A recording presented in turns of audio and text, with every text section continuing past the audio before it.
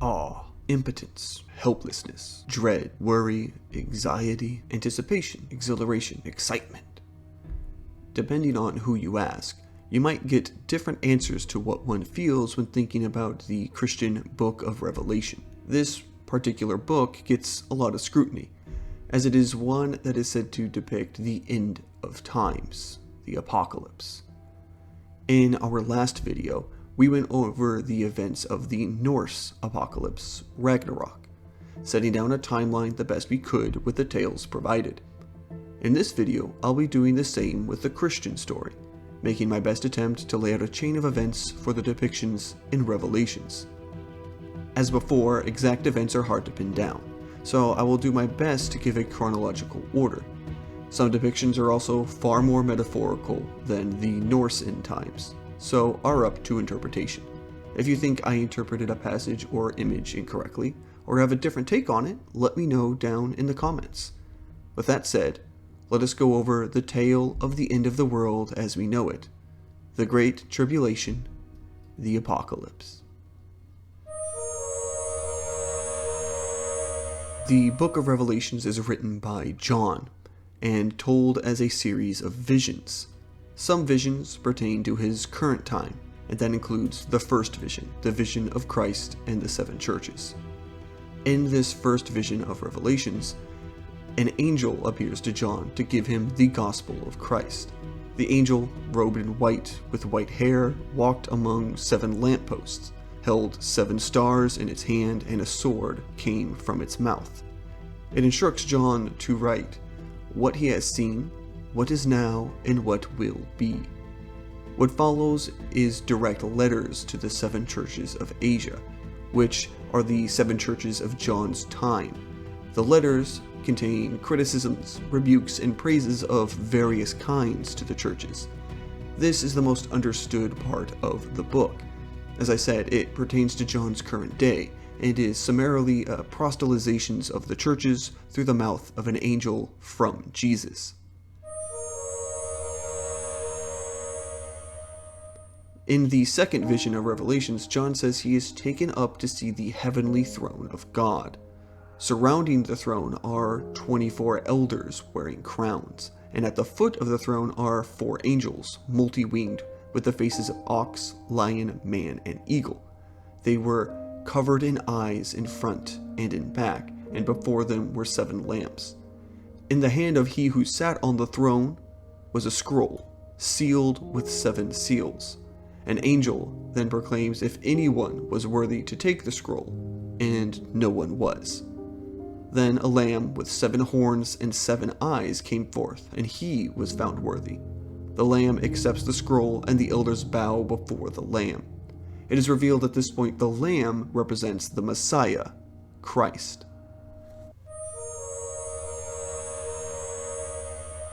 The third vision is the opening of the 7 seals. The seals of the scroll are the start of the Great Tribulations. At this point, the end times has started, and what we know as the apocalypse has begun. From here on in, we have entered the prophetic images of the future, which John sees as the Christian end of the world.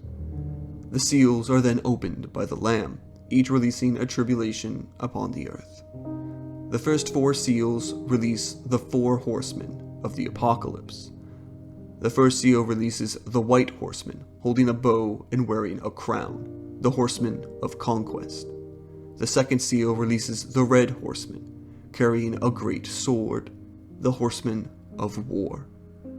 The third seal releases the black horseman, carrying scales, the horseman of pestilence. And the fourth seal releases the pale horseman, the horseman of death, followed by Hades at his back. These 4 ride over the land of earth, causing widespread strife on the mortal human man. The 5th seal reveals the souls of those committed to God, and they rise up to the throne of the Lord and ask how much longer they must wait to take their place in heaven by the side of Christ. They are told to wait a little longer, until the number of their brothers and sisters who were killed as they were joined them, and they are given white robes to wear. The sixth seal causes a great earthquake. The sun is said to turn black and the moon to turn red. The stars fall to the earth as fruits falling from a tree. The mountains and islands disappear as rolled up by a scroll of the land. Humans then hide away to survive. An angel at this point steps forth, stilling the hands of the four winds, and calling for 144,000 seals placed upon the servants of God, 12,000 seals for each tribe of Israel. Then a great number of people are shown worshiping at the feet of the throne of all nations and all languages. Finally, the seventh seal is opened, and what follows is silence in heaven for half an hour. At the end of the silence, 7 new angels step forth. These angels are holding trumpets. Another angel, holding a censer, fills it with the fire at the altar and casts it down on earth. This causes earthquakes and thunder and lightning. The angels prepare their trumpets.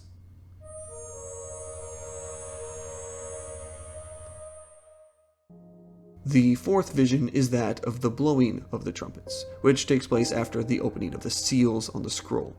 Similar to the 7 seals, each trumpet brings upon new events and tribulations, and each has its own meaning.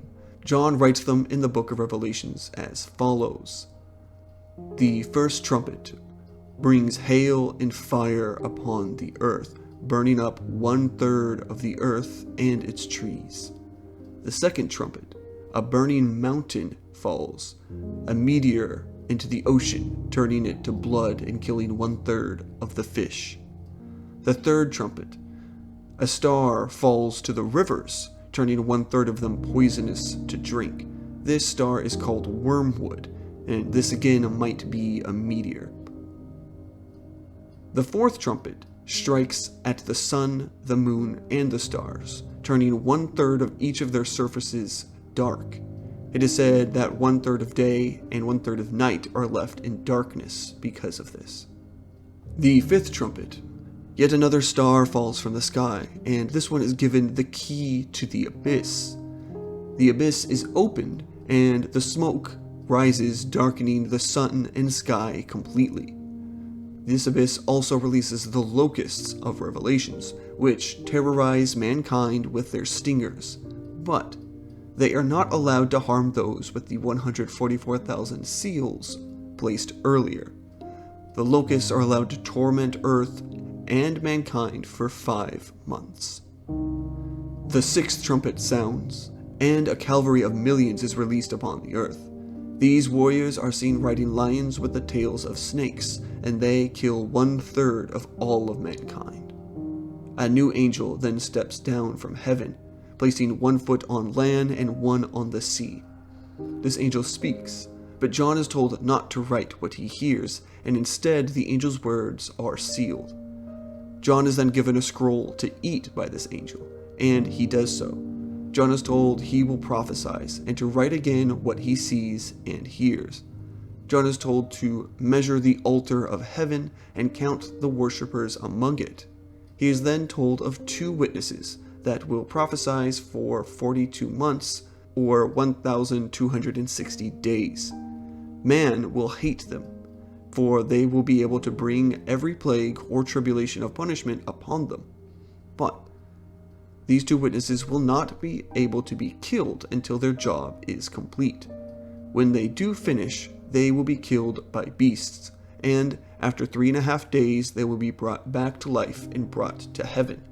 At this time, a severe earthquake follows, collapsing part of the city of Egypt and killing 7,000. The 7th trumpet then sounds. At this time, praise is given to God at his throne, and the judgment of the dead is called upon. Heaven is finally opened, with an earthquake, thunder, and lightning, and a hailstorm. It is said here is when rapture is to finally occur. The 5th vision of Revelations is that of a sign in heaven. It is far more metaphorical than the previous visions we've talked about, and its meaning is still argued about today. Its exact placement in the timeline of Revelations is also difficult, as it is still in contention of whether this is a vision of the past, before John, or the future as part of the Great Tribulations. I personally think this is more metaphorical and is a telling of the future, taking place after the sounding of the last trumpet. John writes it as follows: "A great sign appears in heaven. A woman clothed in the sun, with the moon at her feet, and a crown of 12 stars about her head. She is pregnant and about to give birth.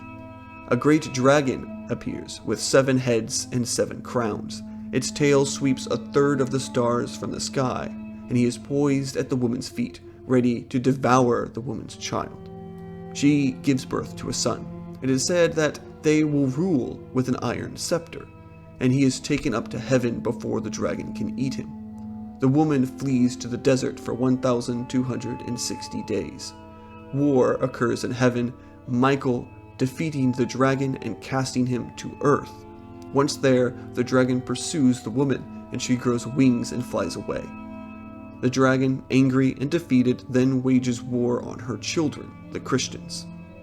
Then a beast rises from the sea, with 7 heads and 10 crowns. The dragon gives the beast its power and its throne. Man then worships and follows the beast and its power for 42 months. During this, yet another beast rises, but from the earth, a lamb said to be with 2 horns and speaks like a dragon. He performs miracles and has man worship the beast from the sea, giving it yet more power. The second beast also forces all people on earth to receive its mark, or else be unable to live and starve on earth. This is the placing of the mark of the beast in Revelations. Later, the humans with the 144,000 seals, as said earlier, are seen to appear on Mount Zion along with Jesus. Praises are given to God, and angels proclaim his majesty across the earth. The beast in Babylon falls before them, and an angel sweeps across the city, harvesting its people and throwing man to the wrath of God.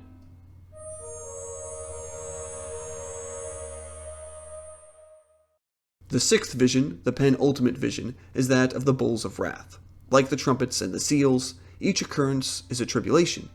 Given its placement in the book of Revelations, it appears to take place after the visions of the beasts. 7 new angels step forward, carrying bowls in their hands. They prepare the bowls filled with the wrath of God. Heaven at this time is sealed up in smoke, and no one is allowed into heaven until the 7 bowls have been emptied and the 7 plagues are complete. The first angel empties its bowl, and those with the mark of the beast then grew painful and ugly boils and sores. The second bowl is poured, and the sea is turned to blood, and every creature in the sea is killed. The third bowl turns the springs and rivers into blood as well.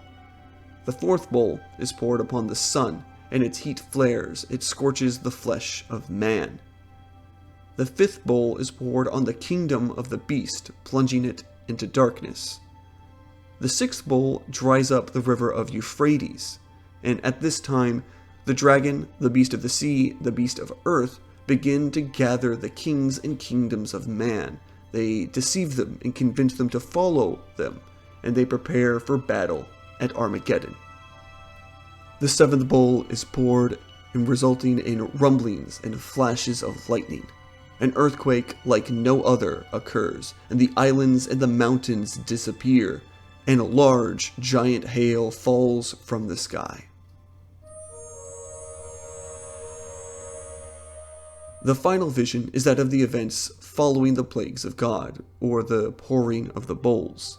John is taken to see the events by the angel, and here, actually, the angel gives him more description of the meaning of the visions that he has been shown. John is taken to a desert. He is shown a woman sitting upon the beast of the sea from the earlier vision.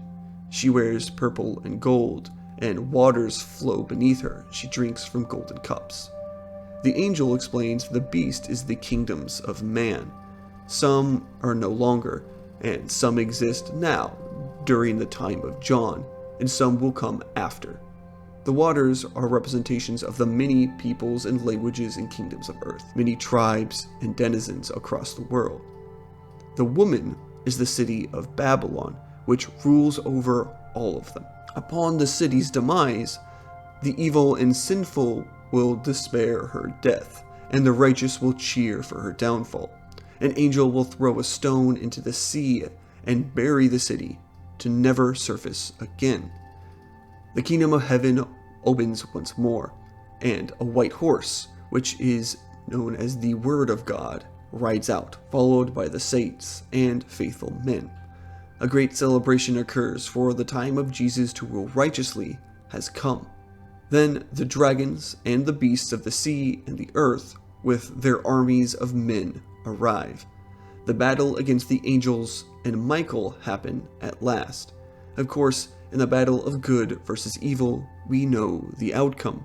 The beasts are killed by the angels and cast into the abyss. The dragon, Satan, is bound up and thrown to hell for 1,000 years. Those of the dead who did not receive the mark of the beast but stayed faithful are brought back to life. This then follows 1,000 years of peace. Earth and man is ruled over by Christ, and prosperity and joy is known by all. Praises are sent to God every day, and hour, and minute. When the 1,000 years ends, Satan, the dragon, is released once again. He goes across the earth once more, and he speaks to the human sinful hearts, deceiving man, gathering ever more followers. He gathers them for a battle once more. Once complete, Satan and his army is marched upon the city of Christ. Anticlimactically, though, there is no new big battle, but fire is cast down from heaven and devours all of them. Satan is thrown into hell with the beast of the sea and the beast of the earth forever. With Satan taken care of at last, evil is vanquished. Then all the dead of man are awoken, and all are judged, those wicked and those faithful, by the book of life. Here, the apocalypse has ended, the tribulations over. A new earth and new heaven is made, with a new Jerusalem descending from heaven. The city of gold and gems and pearls arrives at last, the paradise forevermore.